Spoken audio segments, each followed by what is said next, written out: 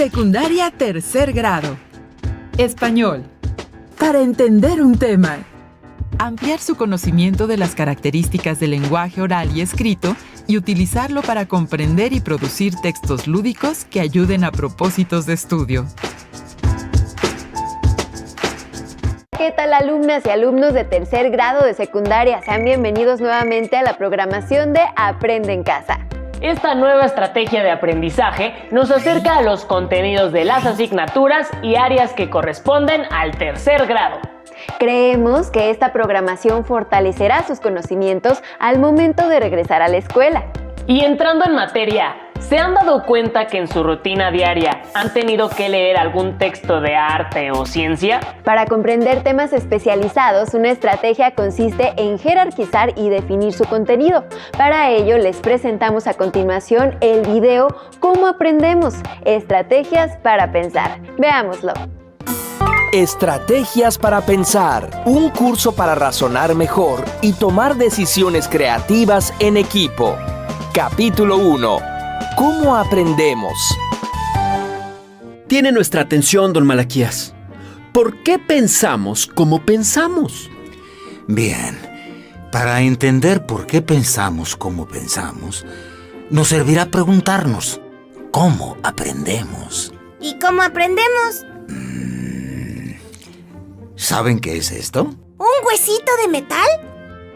¿Un 8 de acero? Parece parte de algo mecánico.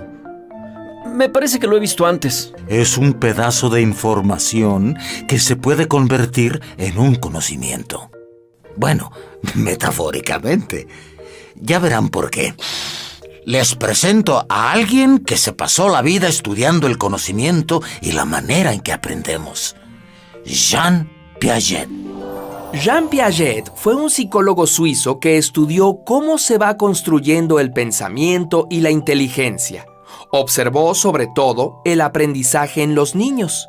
Descubrió que los humanos vamos aprendiendo en varias etapas a partir de que nacemos. El primer periodo es el llamado sensomotor. Al principio, las personas solo tenemos reflejos, como el asustarnos con los ruidos fuertes, succionar lo que nos acerquen a la boca o agarrar lo que nos pongan en la mano. En este periodo aprendemos a movernos y a percibir el mundo a través de nuestros sentidos. Combinando los movimientos, los sentidos y los reflejos, empezamos nuestros primeros aprendizajes, que son habilidades. Por ejemplo, si nos ponen algo en la mano, nos lo llevamos a la boca. Y si sabe bueno, tendemos a repetir esa acción. Se van creando esquemas o programas que repetimos. Empezamos a notar que hay causas y efectos. Empujar un objeto hace que se caiga. Estos esquemas serán la base de todo conocimiento que construyamos después. Inicialmente no nos damos cuenta de que las cosas siguen existiendo aunque salgan de nuestra vista, pero luego lo aprendemos. Se llama permanencia de los objetos. En este periodo somos completamente egocéntricos. Literalmente solo somos capaces de ver las cosas desde nuestro punto de vista. Así andamos más o menos hasta que cumplimos 2 años. El segundo periodo se llama preoperacional y dura hasta los 7 años. Ya sabemos caminar y manipular objetos con más precisión. Es un periodo en el que ya somos capaces de entender símbolos, señales que representan otras cosas, como las del lenguaje. Aprendemos a hablar. Al principio de esta etapa, aún no nos queda claro el principio de conservación. Si vaciamos el contenido de un vaso ancho a otro delgado y alto, estamos seguros de que el vaso alto tiene más líquido. Es un periodo de mucha curiosidad. A los 4 años nos la pasamos preguntando los porqués de todo. De los 7 a los 11 años estamos en el tercer periodo, el de las operaciones concretas. Aquí ya entendemos la conservación. Es la etapa en la que empezamos a pensar sobre nuestro pensamiento. descubrimos la lógica y también nos damos cuenta de que nuestros pensamientos y sentimientos son diferentes a los demás. Se consolida lo que podemos llamar una teoría de la mente, la capacidad de suponer lo que otros perciben, saben y sienten. Esto nos permite ponernos en los zapatos de los demás. Desarrollamos el pensamiento inductivo, la idea de que si un fenómeno se repite siempre que se den las mismas condiciones, se puede pensar en reglas generales. Por ejemplo, cada vez que ha llovido, primero se nubló y hubo truenos. Por lo tanto, inducimos que las nubes y los truenos anticipan lluvia. En este momento es cuando se consolida el conocimiento, organizándolo en estructuras mentales ya con orden y jerarquías. Por ejemplo, entendemos que animales es una categoría que incluye perros, gatos y otros, y a su vez, perros incluye tanto a un chihuahua como a un gran danés. Estos esquemas van a ser muy importantes después. Recuérdalos. El cuarto periodo empieza a los 11 años más o menos. Se llama periodo de las operaciones formales. Surge el pensamiento deductivo. A partir de premisas generales podemos sacar conclusiones particulares. Por ejemplo, sabes que el Tingo solo tiene camisas blancas y rojas.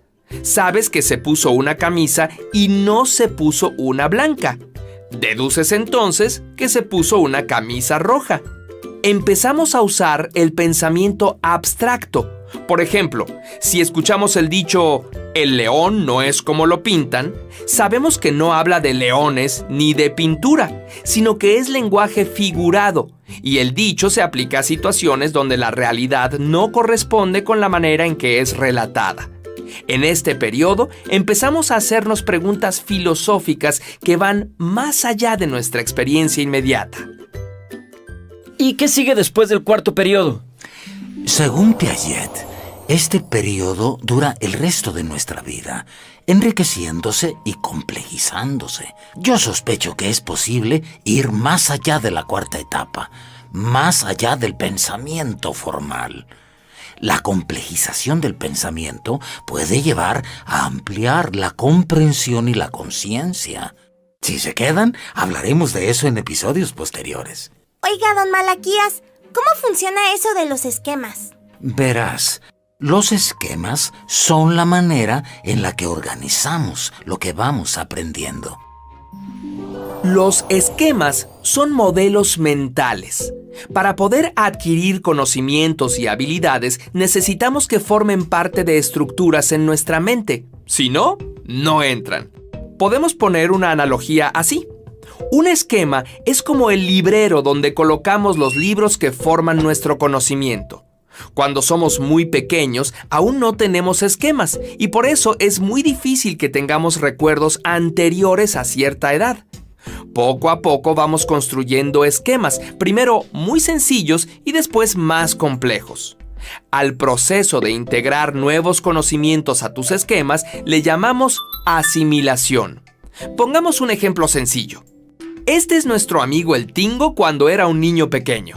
Le enseñaron que hay una categoría de animales llamada perro, a los que identifica como animales peludos de 4 patas, porque en su casa tiene un perro así llamado Fido. En su esquema de perro tiene el conocimiento Fido es un perro. Cada que conoce un perro nuevo obtiene un conocimiento. Júpiter es más grande, pero también es un perro. Pistacho es pequeño, pero encaja en la estructura. También es un perro.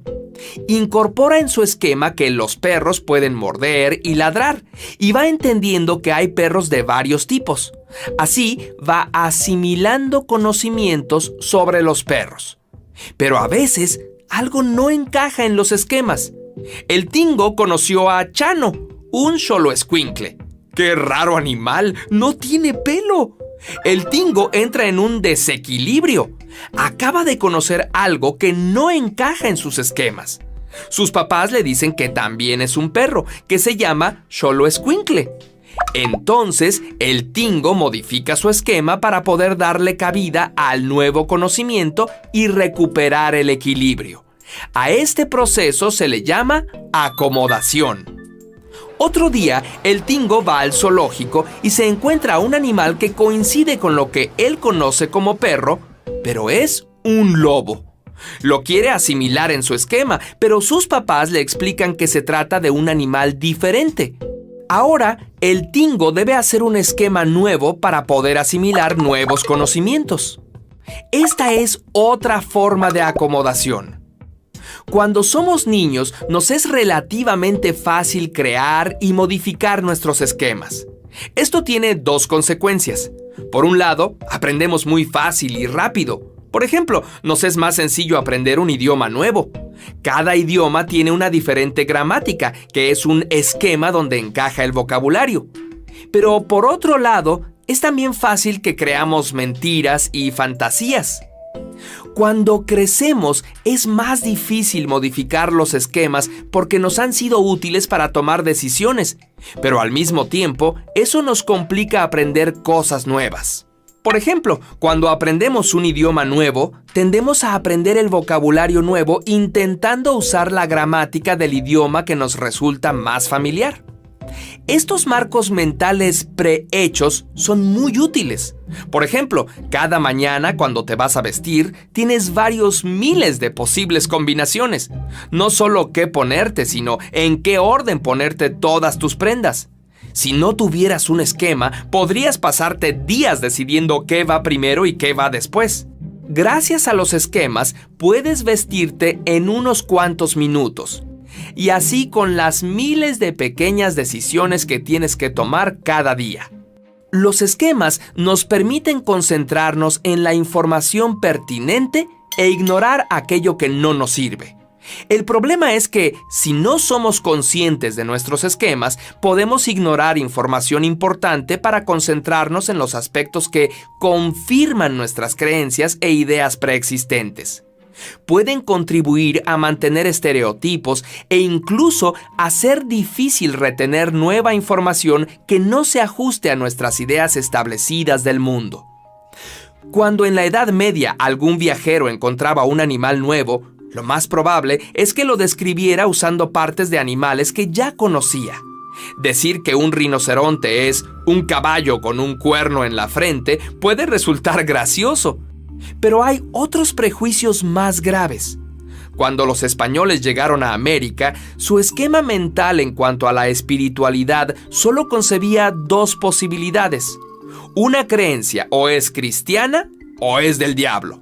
Por lo tanto, no pudieron asimilar las formas de espiritualidad que encontraron ahí. Las prácticas de los indígenas tenían que ser diabólicas y, por tanto, destruidas.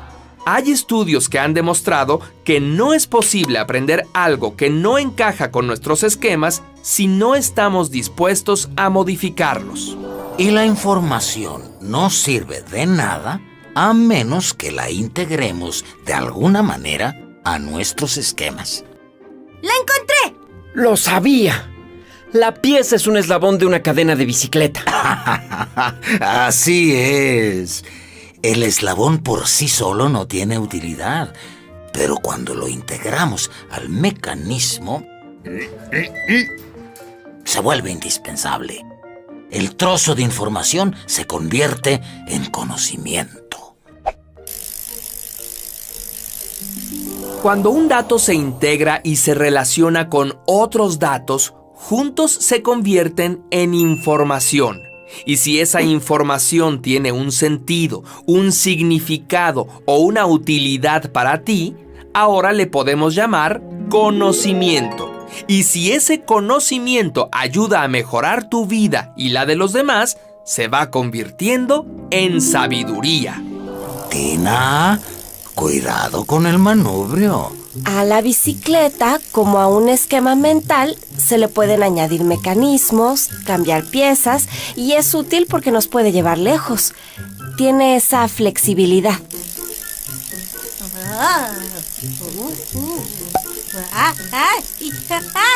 Pero al mismo tiempo no puede ser tan floja o flexible que se caiga a pedazos. Sospecho que si nuestros esquemas mentales no tuvieran cierto rigor, sería muy fácil creer cualquier cosa y que nos engañen.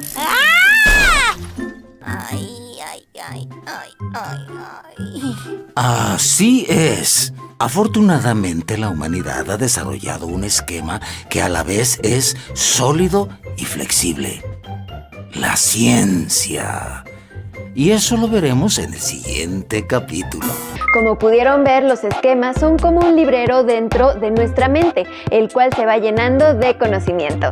Una forma de visualizar la función de estos esquemas son los mapas mentales. Para saber más sobre el tema, les proponemos ver el siguiente video. Los mapas mentales son representaciones gráficas que sirven para ordenar, aclarar o sintetizar temas de estudio. Sigue estos pasos para elaborar uno. Toma 2 hojas de papel. En la primera, escribe una lista con las palabras relacionadas a tu tema. Puedes hacerlo respondiendo preguntas como ¿para qué sirve?, ¿cómo se hace? Y ¿cuáles son sus partes? En la segunda hoja, escribe o dibuja el concepto principal del tema a estudiar. Dibuja una línea por cada clasificación que hayas creado y coloca su nombre o imagen. Agrega las demás palabras en las categorías que correspondan y conéctalas por medio de líneas. Sabrás que el mapa está bien hecho cuando al leerlo tú o tus amigos entiendan perfectamente el tema. Con esta técnica podrás organizar, categorizar y tener una visión global de tus ideas. Pudieron observar que los mapas mentales se componen de conceptos breves. Lo interesante es que permiten organizar temas de forma sencilla y divertida. Por ejemplo, ustedes piensan en miles de cosas y no siempre es fácil concretar una idea o una definición. Algo que podría ayudarles a buscar la palabra exacta, se encuentran los sinónimos y los antónimos. Veamos juntos el siguiente video.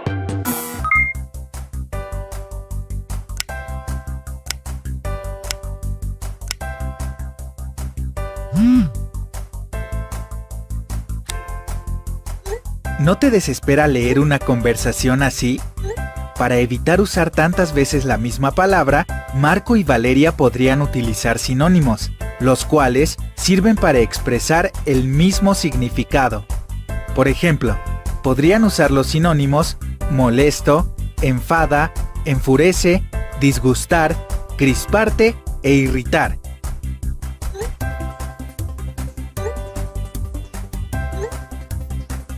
¿Notaste el contraste de ideas? A estas palabras que expresan una idea contraria se les conoce como antónimos.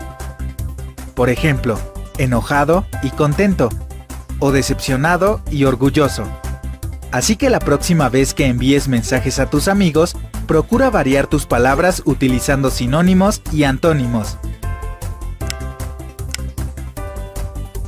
Para llegar a la recta final les proponemos lo siguiente. A partir de un texto, intenten crear un mapa mental.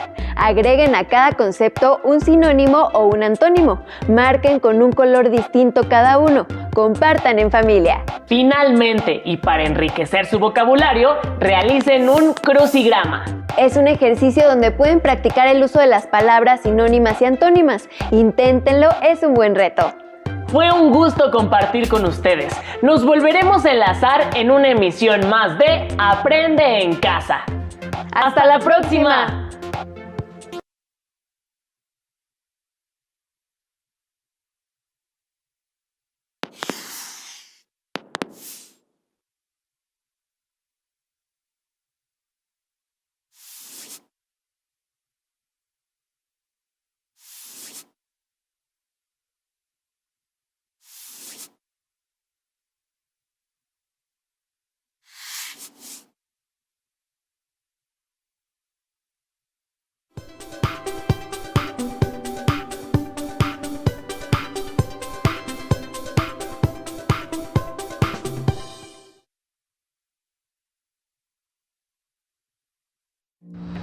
Acabamos de ver el programa para entender un tema de la asignatura de Lengua Materna Español. Ahora los invito a recordar las actividades que deben hacer y guardar en su carpeta de experiencias. A partir de un texto, intenten crear un mapa mental.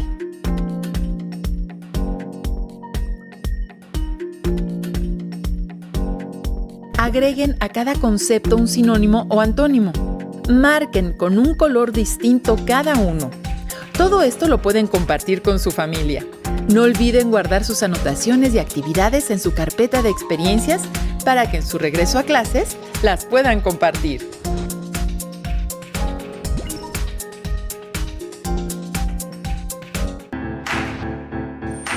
Secundaria tercer grado. Matemáticas. Sucesiones cuadráticas. Que el alumno encuentre el enésimo término de una sucesión cuadrática y que encuentre una expresión general cuadrática que presente el enésimo término de una sucesión. Bienvenidas y bienvenidos a este programa de matemáticas en Aprende en Casa, dirigido a las alumnas y los alumnos de tercer grado de secundaria. Esta serie es un esfuerzo de la Secretaría de Educación Pública para conseguir llevar los contenidos de las asignaturas a las y los estudiantes que han tenido que permanecer en casa. Durante este tiempo en el que no hay clases en las escuelas, es básico que se concentren en ser pacientes para poder sobrellevar esta situación de la manera más funcional. Cada programa contiene diferentes datos y ejemplos. Les recomendamos platicarlos con su familia e involucrarlos en sus proyectos y tareas para fomentar el trabajo colaborativo. Pongan mucho cuidado en ser puntuales con sus horarios, para que la disciplina los ayude a obtener mejores resultados. Y colecten todos los trabajos que realicen durante este periodo en una carpeta de experiencias. De este modo podrán mostrarlos a sus maestras y maestros al regresar a clases. ¿De acuerdo? En esta emisión hablaremos de las sucesiones cuadráticas, que consisten en secuencias de números que siguen una regla definida por una expresión cuadrática. Aprenderemos cómo, dada una regla, encontramos el enésimo término de la sucesión y viceversa. Si tenemos varios términos de la sucesión, se puede encontrar la regla que la define. Para introducirlos al tema de manera formal, veamos el siguiente video, que nos mostrará cómo al conocer esta regla se puede determinar cualquiera de los términos de una sucesión. Recuerden tener a la mano sus útiles para poder tomar notas y apuntes que les sirvan para repasar. ¿Listos? ¡Corre video! A partir de una regla que describe una secuencia cuadrática, calcular los primeros 3 términos de la secuencia.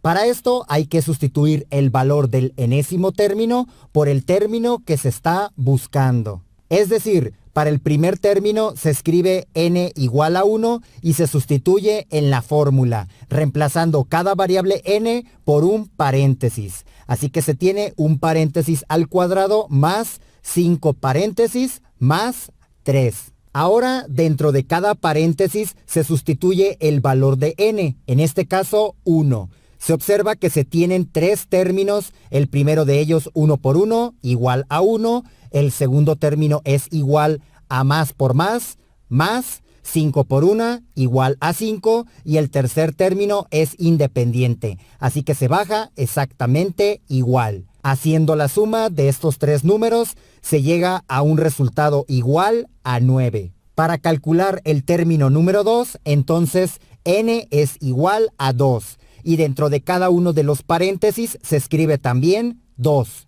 Desarrollando el primer término, 2 por 2 igual a 4. El segundo término, más por más, da más. Y 5 por 2 igual a 10. Haciendo la suma de los 3 números se llega a 17. Finalmente, para calcular el tercer término de la secuencia, se reemplaza n igual a 3. Y este valor se pone dentro de cada paréntesis. Desarrollando el primer término, 3 por 3 igual a 9. El segundo, más por más, da más. 5 por 3 igual a 15 y se copia igual el número 3. Haciendo la suma, el resultado es 27. De esta manera fue posible encontrar los 3 términos de la secuencia cuadrática n cuadrada más 5n más 3. Y siguiendo este mismo procedimiento se puede encontrar el valor de cualquier término. Solamente hay que sustituir el número de la posición que se está buscando o el enésimo término en la variable n de la fórmula. Estamos de regreso en el estudio. El que vimos fue un video muy sencillo en el que se nos presentó un ejemplo de una sucesión cuadrática. En él se mencionó una regla que nos da el valor de cualquier término acorde a la posición que ocupa. ¿Creen que sea posible resumir el procedimiento? En el siguiente video se considerará el caso contrario, cuando se tienen los números y hay que encontrar la regla. Esto se logra siguiendo un procedimiento que se conoce como el método de las diferencias. Pongan mucha atención, registren en sus apuntes la información que les pueda servir. Adelante. ¿Qué tal? En este programa mostraremos cómo obtener la expresión general cuadrática del término enésimo de una sucesión numérica. Veamos.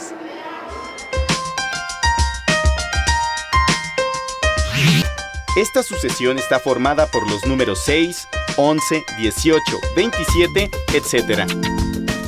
¿Cuál sería el término 100 de esta sucesión? Para obtenerlo necesitamos conocer necesariamente la expresión general del término enésimo de esta sucesión. Encontrémosla usando el método de las diferencias. En primer lugar, obtengamos las diferencias del nivel 1.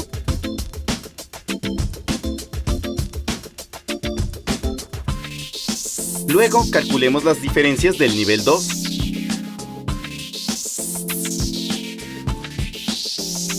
En este caso, vemos que todas las diferencias del nivel 2 son iguales a una constante.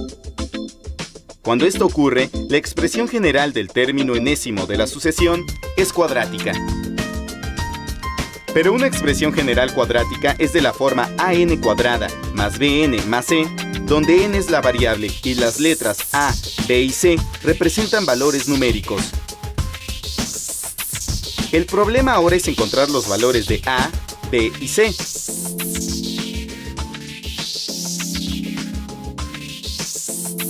Puede demostrarse que para tal objetivo basta resolver 3 ecuaciones lineales construidas bajo la misma receta. Veamos.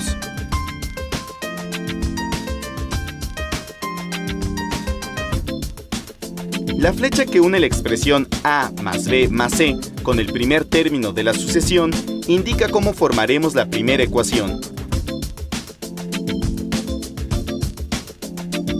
La suma de los valores de a, b y c es igual al primer término de la sucesión. Ahora nos fijamos en las diferencias del nivel 1 y se plantea la segunda ecuación. 3 por a más b es igual a 5. La tercera ecuación se refiere a las diferencias de nivel 2. 2 por a es igual a 2.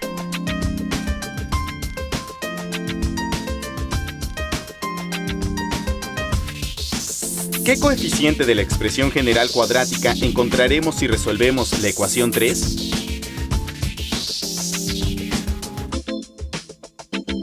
El valor del coeficiente a es 1. Como ya sabemos el valor de a, resolvamos la segunda ecuación para encontrar el valor de b.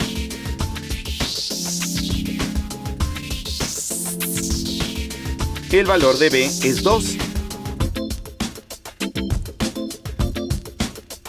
Finalmente, ahora podemos resolver la primera ecuación para encontrar el valor de c.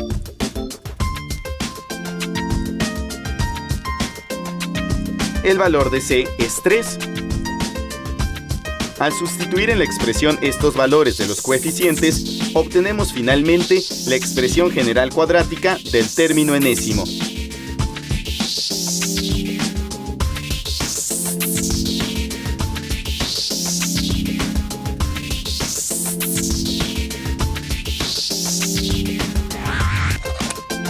Por fin hemos encontrado la expresión general cuadrática de la sucesión 6, 11, 18, 27, etc.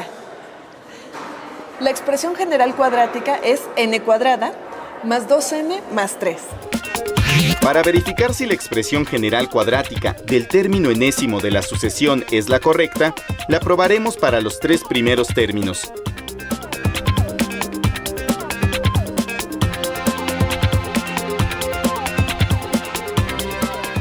¡Fabuloso! ¡Sí funcionó! Para resolver el problema inicial, podemos usar la expresión general cuadrática obtenida. Sustituyamos la n por 100 en la expresión y realicemos las operaciones indicadas.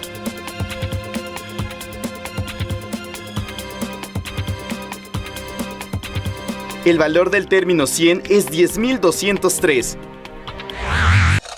Hemos visto un ejemplo de cómo calcular la expresión general del término enésimo de una sucesión usando el método de diferencias. Pero la manera de construir las ecuaciones fue presentada como receta mágica. Y comprobamos que, al menos en el caso expuesto, funcionaban. ¿De dónde salen las expresiones que se presentan a la izquierda del diagrama? Para responder a esta pregunta, sustituyamos en la expresión general cuadrática la literal n por los valores 1, 2, 3 y 4. Así obtendremos las expresiones generales de los 4 primeros términos de una sucesión.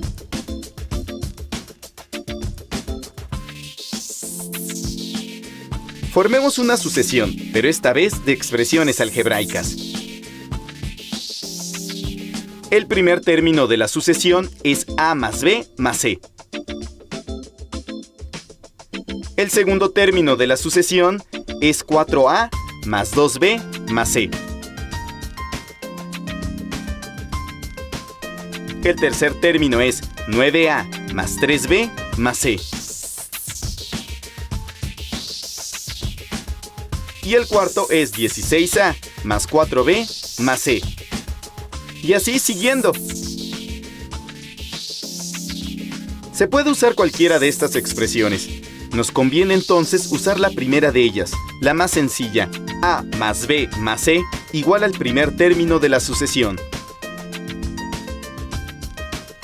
Analicemos ahora las diferencias de nivel 1 en nuestra sucesión. Nuevamente puede usarse cualquiera de estas relaciones. Escojamos la primera. 3a más b es igual a la primera diferencia del nivel 1. Ahora, fijémonos en las diferencias del nivel 2 de la sucesión. Efectivamente, las diferencias del nivel 2 son todas iguales. 2a. Este es el origen de la tercera ecuación. De este modo, pueden establecerse las 3 ecuaciones que permiten calcular el valor de cada coeficiente de la expresión general cuadrática. Hasta ahora hemos visto cómo se plantean las 3 ecuaciones que hay que resolver para encontrar la expresión general cuadrática. Esta nos permite encontrar cualquier término de una sucesión cuyas diferencias del nivel 2 son iguales a una constante. Obtengamos las diferencias de la sucesión 1, 3, 11, 25, etc. Como las diferencias del nivel 1 no son iguales, procedamos a encontrar las del nivel 2. ¿Existen diferencias en el nivel 2? Finalmente obtenemos las ecuaciones para calcular los valores de los coeficientes a, b y c. La primera ecuación es a más b más c igual a 1. La segunda ecuación es 3a más b igual a 2. La tercera ecuación es 2a igual a 6. ¿Cuál de las 3 ecuaciones podemos resolver primero? Claro, la tercera. Ahora resolvamos la ecuación 2. Al sustituir a y b por sus valores y resolver la ecuación 1, obtenemos el valor de c. Entonces, la expresión general cuadrática del término enésimo de la sucesión es 3 por n al cuadrado menos 7n más 5. Prueben en su cuaderno que la expresión general cuadrática obtenida funciona para los primeros 4 términos de la sucesión 1, 3, 11, 25, etc. Aplica la expresión general cuadrática del término enésimo para calcular el décimo término de la sucesión. Te invitamos a que practiques el método de diferencias para obtener la expresión general cuadrática de sucesiones, donde la constante diferente de 0 se encuentra en el nivel 2 de las diferencias. ¡Hasta la próxima! Hemos visto el método de las diferencias, que ayuda a encontrar la regla de una sucesión cuadrática para obtener el enésimo término de una sucesión numérica. Ahora siéntense con alguien de su familia y explíquenle el procedimiento del método de las diferencias. Al explicarlo, ustedes mismos lo asimilarán mejor. Construir estas expresiones cuadráticas lleva al entendimiento de algunas situaciones comunes en las áreas profesionales. Por ejemplo, se pueden describir procesos de la ciencia, los negocios y la ingeniería. Se usa para calcular el crecimiento de la población o las ganancias esperadas en el comercio. Planteen el tema a alguien de su familia y juntos investiguen en qué situaciones es posible utilizar las relaciones cuadráticas. Por ahora nos despedimos. Recuerden guardar todas sus anotaciones y tareas en su carpeta de experiencias. Gracias por acompañarnos, los esperamos en el próximo programa de matemáticas dentro de la serie Aprende en Casa. ¡Hasta pronto!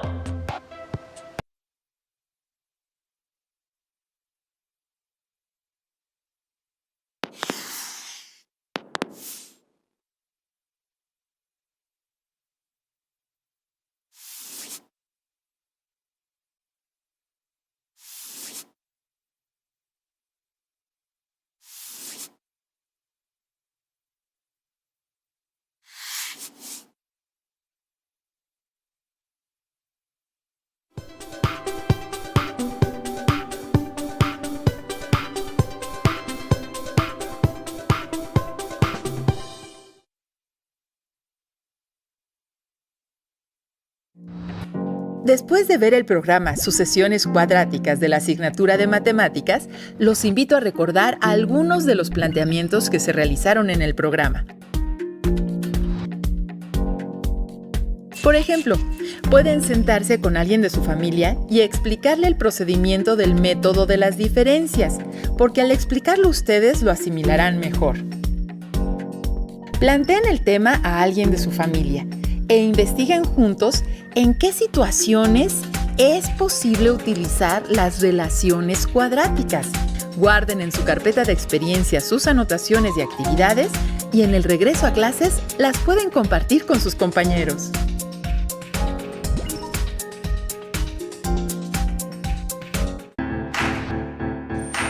Secundaria tercer grado. Formación cívica y ética. Derechos de los adolescentes. Las y los adolescentes valoran la importancia de los derechos que garantizan su desarrollo individual y social y conocen formas de participación que permiten demandar la creación de condiciones para poder ejercerlos. Alumnas y alumnos de tercer grado de secundaria, sean bienvenidas y bienvenidos a la programación de Aprende en Casa. Una propuesta diferente para que desde su casa ustedes puedan acercarse a los contenidos de las asignaturas de tercer grado, los cuales les serán de mucha ayuda en su crecimiento personal, así como en sus escuelas y en general en su relación con todas las personas.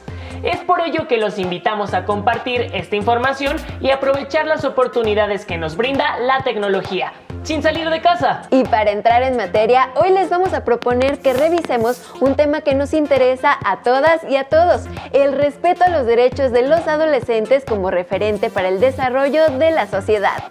En esta actividad, los adolescentes reflexionan sobre la importancia de conocer sus derechos, contar con las condiciones que garanticen el ejercicio de la libertad, la igualdad y a participar en asuntos que son de su interés en sus espacios de convivencia. La escuela y la familia son espacios que pueden aprovecharse para promover prácticas y pautas de relación entre los adolescentes, donde se practiquen valores y actitudes orientadas a respetar sus derechos. Y para entrar en materia, les pedimos que vean el siguiente video: Tener derechos en la adolescencia.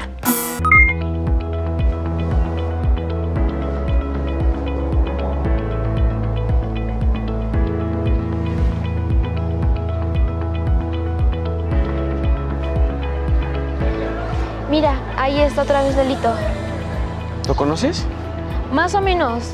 Viene casi todas las mañanas y una vez le pregunté por qué se queda horas contemplando la escuela y me dijo que tiene ganas de estudiar, pero su padre no le deja. ¿Entonces trabaja? Sí. Oye, ¿y tú sabes cuáles son todos los derechos que tenemos los adolescentes? Claro. A ver, dímelos. El primero... ¿Cuáles son tus derechos como adolescente? El derecho a la vida, a la supervivencia y al desarrollo. Derecho de prioridad. Derecho a la identidad. Derecho a vivir en familia. Derecho a la igualdad sustantiva. Derecho a no ser discriminado. Derecho a vivir en condiciones de bienestar y a un sano desarrollo integral. Derecho a una vida libre de violencia y a la integridad personal. Derecho a la protección de la salud y a la seguridad social. Derecho a la inclusión de niños y niñas y adolescentes con discapacidad. Derecho de acceso a las tecnologías de la información y comunicación. Derecho a la libertad de convicciones éticas, pensamiento, conciencia, religión y cultura. Derecho a la libertad de expresión y de acceso a la información. Derechos de participación. Derechos de niñas, niños y adolescentes migrantes. Derecho de asociación y reunión. Derecho a la intimidad. Derecho a la seguridad jurídica y al debido proceso. Derecho al descanso y al esparcimiento. Derecho a la educación. La educación es un derecho esencial para los seres humanos, como se establece en la Declaración Universal de los Derechos Humanos, en el artículo 26, que dice: la educación tendrá por objeto el pleno desarrollo de la personalidad humana y el fortalecimiento del respeto a los derechos humanos y a las libertades fundamentales. Favorecerá la comprensión, la tolerancia y la amistad entre todas las naciones y todos los grupos étnicos o religiosos, y promoverá el desarrollo de las actividades de las Naciones Unidas para el mantenimiento de la paz. Por todo esto, diversos tratados internacionales reconocen el acceso a la educación como un derecho esencial para todos los seres humanos, y en particular para los niños, las niñas y adolescentes. ¿Por qué es importante que, como adolescentes, conozcamos nuestros derechos humanos? Es importante conocer nuestros derechos para hacerlos valer. Así nadie pasaría sobre mí. Para saber qué es lo justo para todas las personas. Para hacer valer mi dignidad. El primero es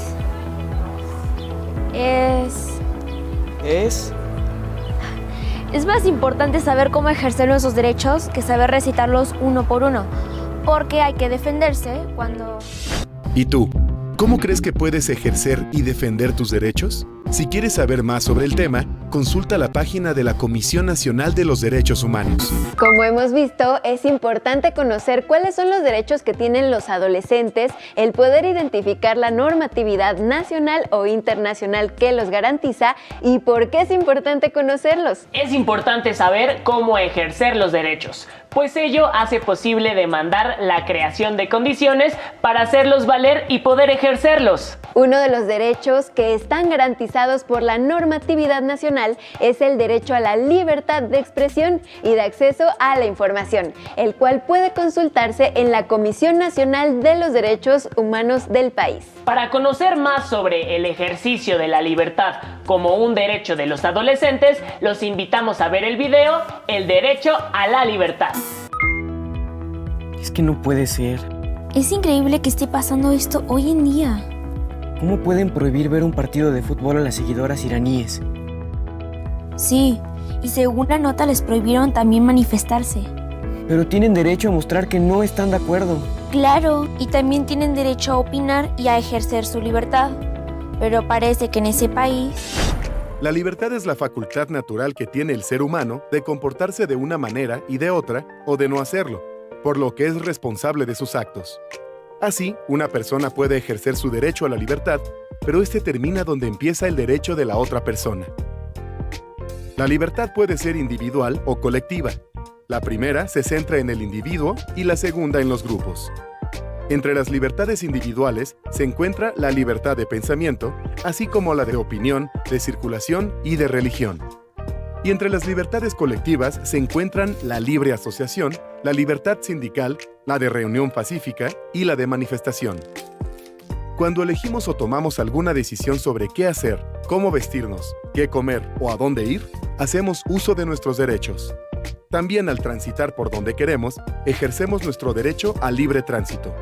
Al decir lo que pensamos y manifestar nuestra opinión sobre lo que sucede en el mundo, También ejercemos nuestros derechos, en este caso, la libertad de opinión y de expresión.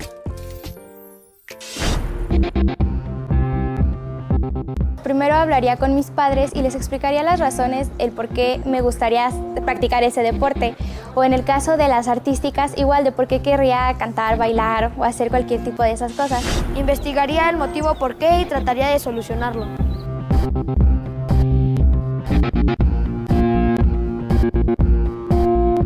Pues en vez de ir al cine o al parque nos reuniríamos en una casa y si no me dejarían salir por videollamada o mensaje. Daría las razones por las cuales me gusta estar con ellos y llegar a un acuerdo. El ejercicio de un derecho no es algo simple, porque cada vez que hacemos uso de ellos, ponemos en marcha una serie de actos de libertad.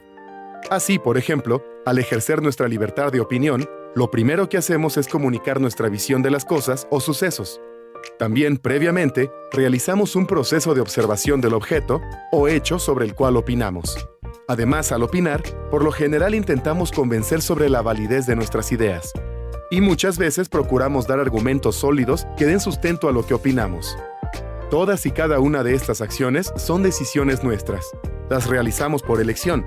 Por eso constituyen una serie de actos de libertad que nos llevan a ejercer un derecho. Un brillante escritor español, Ramiro de Maeztu, aseveró que la libertad no tiene su valor en sí misma, hay que apreciarla por las cosas que con ella se consiguen. La vida cambia radicalmente cuando se pierde la libertad, como cuando no se puede transitar libremente, o se es castigado por expresar lo que se piensa, o perdemos el derecho a reunirnos con otras personas. ¿Te das cuenta, Fernanda? La libertad está presente en cada una de las cosas que hacemos, o en las que nos gustan. Sí, ahora mismo estamos ejerciendo nuestro derecho a la información, a convivir. ¿Y tú, cómo ejerces tu derecho a la libertad? En la actualidad existen naciones donde está prohibido que sus ciudadanos puedan elegir en libertad a opinar y manifestarse en contra de las decisiones que toma la autoridad y que afectan su derecho a la libertad. La libertad es un derecho humano que termina donde empieza el derecho de la otra persona. Es el ejercicio de la persona para decidir sobre sus gustos, formas de ser, pensar, actuar, opinar y participar. Como se ha visto, el ejercicio del derecho a la libertad demanda tomar decisiones informadas, no atentar contra la integridad de persona o grupos y argumentar las decisiones de manera razonada. Otro de los derechos que se garantizan a los adolescentes es el derecho a la igualdad. Para conocer más al respecto, te invitamos a ver el siguiente video, el derecho a la igualdad.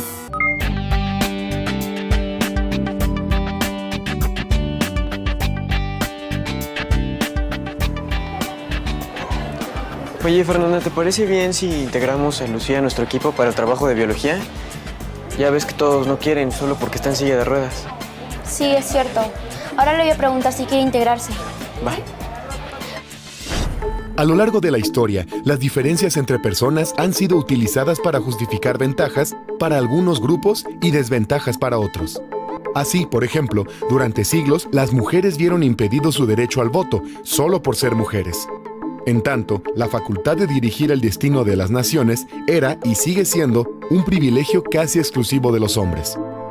Todos somos diferentes, eso es evidente. Sin embargo, una de las condiciones para que prevalezca la justicia es el apego a la igualdad. En una sociedad, la igualdad se instituye a través del derecho. Así, aun cuando todos somos diferentes en gustos, aficiones e intereses, ante la ley, todos somos iguales con los mismos derechos y obligaciones.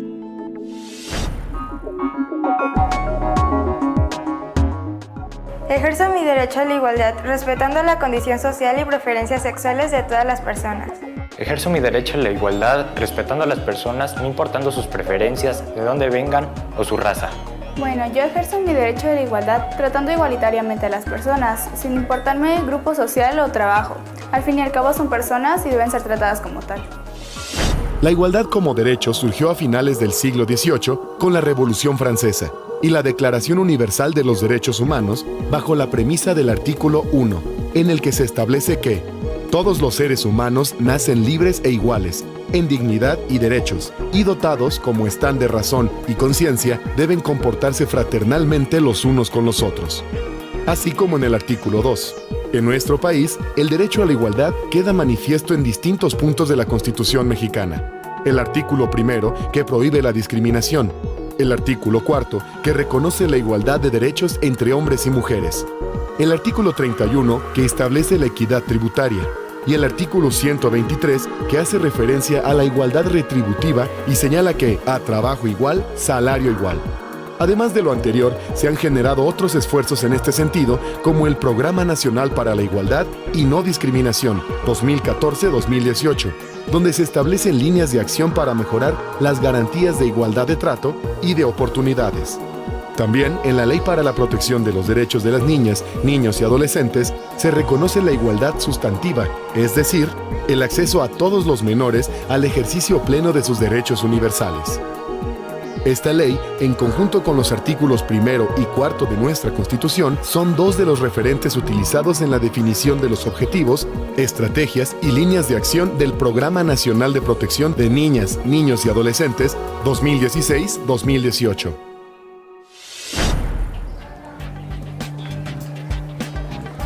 Listo, está con nosotros, en nuestro equipo.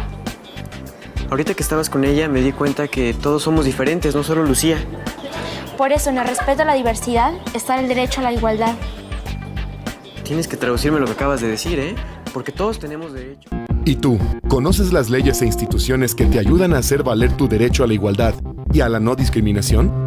Resulta relevante conocer que la diferencia entre personas ha sido aprovechada por algunos grupos para obtener ventajas y beneficios, negando con ello el derecho a la igualdad de todas las personas. Un ejemplo fue la larga lucha que libraron las mujeres para lograr la igualdad en el derecho al voto. En sociedades democráticas como la nuestra, la igualdad de derechos para personas y grupos se garantiza a partir de las leyes, sin importar su color de piel, su religión, cultura, tradiciones, creencias, condición social o económica, todos son iguales. Ante la ley, todos tenemos los mismos derechos. Garantizar el ejercicio pleno de los derechos universales de niñas, niños y adolescentes demanda el ejercicio del derecho a participar en asuntos públicos. Para contar con mayor información del derecho referido, te invitamos a ver el siguiente video, el derecho a participar en la escuela. ¿Alguna vez te has preguntado qué podemos hacer para mejorar nuestra comunidad? Como ciudadanos, es nuestra responsabilidad dar seguimiento a las promesas de campaña de nuestros representantes electos. Debemos conocer quiénes son y cuáles son sus propuestas para poder ejercer nuestro derecho a opinar y participar en asuntos que involucran a toda una comunidad. La participación es el principio central de la vida democrática de cualquier país. Los jóvenes también podemos asumir la democracia como sistema de vida, es decir, al observar, vigilar y tomar decisiones en asuntos públicos de la vida diaria, dicho de otra manera, participando de manera directa. Veamos más acerca de esto. Las siguientes son modalidades de participación directa, que contemplan una consulta a la población, más allá de los procesos electorales regulares. Un referéndum es cuando se pregunta sobre la aprobación o rechazo a la creación, modificación, derogación o abrogación de leyes. El plebiscito propone a la sociedad la elección entre posibles alternativas sobre algún asunto muy importante en la vida colectiva. La iniciativa popular y el derecho de petición abren la posibilidad de que los ciudadanos organizados participen directamente en el proceso legislativo y en la forma de actuación de los poderes ejecutivos. Otra forma de participación es el llamado derecho de revocación del mandato o de reclamación, que asegura la posibilidad de interrumpir el mandato otorgado a un representante político, aunque haya ganado su puesto en elecciones legítimas, aunque en nuestro país todavía no se practica. En fecha reciente, se presentó una iniciativa ante el Congreso Federal que busca que la revocación de mandato aplique para el presidente de la República, diputados federales y locales, gobernadores, integrantes de los ayuntamientos, así como los titulares de las alcaldías en la Ciudad de México. En México, la participación de menores de edad está contemplada en la Ley General de los Derechos de Niñas, Niños y Adolescentes, que en su artículo 71 establece que niñas, niños y adolescentes tienen derecho a ser escuchados y tomados en cuenta en los asuntos de su interés, conforme a su edad, desarrollo evolutivo, cognoscitivo y madurez. En el artículo 72 se menciona que las autoridades federales, de las entidades federativas, municipales y de las alcaldías de la Ciudad de México están obligados a disponer e implementar los mecanismos que garanticen la participación permanente y activa de niñas, niños y adolescentes en las decisiones que se toman en los ámbitos familiar, escolar, social, comunitario o cualquier otro en el que se desarrollen. El artículo 73 establece que las niñas, niños y adolescentes tienen derecho a participar, a ser escuchados y tomados en cuenta en todos los procesos judiciales y de procuración de justicia donde se diriman controversias que les afectan. Finalmente, el artículo 74 menciona que niñas, niños y adolescentes también tienen derecho a que las diferentes instancias gubernamentales, en los 3 órdenes de gobierno, les informen de qué manera su opinión ha sido valorada y tomada en cuenta su solicitud. Un espacio en el que pueden participar los jóvenes, las niñas y los niños es la consulta infantil y juvenil, organizada por el Instituto Nacional Electoral, que es un espacio para expresar libremente las opiniones de los menores de edad y poner en práctica el derecho a participar. Lo que es señalado en la consulta sirve para que las instituciones públicas, con el acompañamiento que se haga desde el INE, impulsen acciones o medidas que atiendan sus opiniones. Algunos de los espacios cotidianos de participación para niñas, niños y jóvenes son: en el ámbito familiar, donde se les reconoce como seres valiosos y con igual valor que todos sus miembros, por lo que debe promover su opinión en las decisiones. Otra forma de participación es en la escuela. Por ejemplo, en la construcción del reglamento escolar, en la toma de decisiones o en la creación de órganos de difusión y expresión. También pueden participar en los procesos de evaluación y reconocer los conocimientos y las estrategias de aprendizajes adquiridos.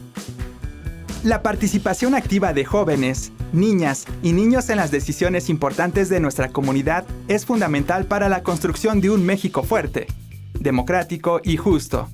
Tu participación es parte del cambio y la mejora que requiere tu comunidad y el país. Asumir la democracia como forma de vida implica ejercer nuestros derechos de libertad de conciencia, de opinión y de participación en los asuntos que nos afectan. ¿Y tú, de qué manera participas en asuntos de interés colectivo? Ahora podemos valorar la importancia de que en el país existan distintas modalidades de participación en asuntos públicos de la vida diaria. La participación de los adolescentes está garantizada en la Ley General de los Derechos de Niñas, Niños y Adolescentes, donde se menciona que tienen el derecho a ser escuchados y tomados en cuenta en asuntos de su interés conforme a su edad, desarrollo evolutivo, cognoscitivo y madurez. Con estos videos podemos entender que los derechos de los adolescentes buscan garantizar su desarrollo integral, que ejerzan su libertad de manera responsable a no ser discriminados por ninguna condición social, religiosa, política, económica o de creencia. A contar con espacios de participación donde pueden expresar libremente sus opiniones y poner en práctica su derecho a participar en la familia y la escuela, lo cual es fundamental para la construcción de una sociedad democrática y respetuosa de los derechos ciudadanos. Con el apoyo de los integrantes de la familia, elaboren un collage donde muestren cómo se garantiza en el hogar los derechos de las niñas, niños y adolescentes y compártanlo con sus vecinos. Dialoguen sobre los compromisos y responsabilidades que deben asumir los integrantes de la familia para garantizar el ejercicio de derechos para todos. ¡Hasta la próxima!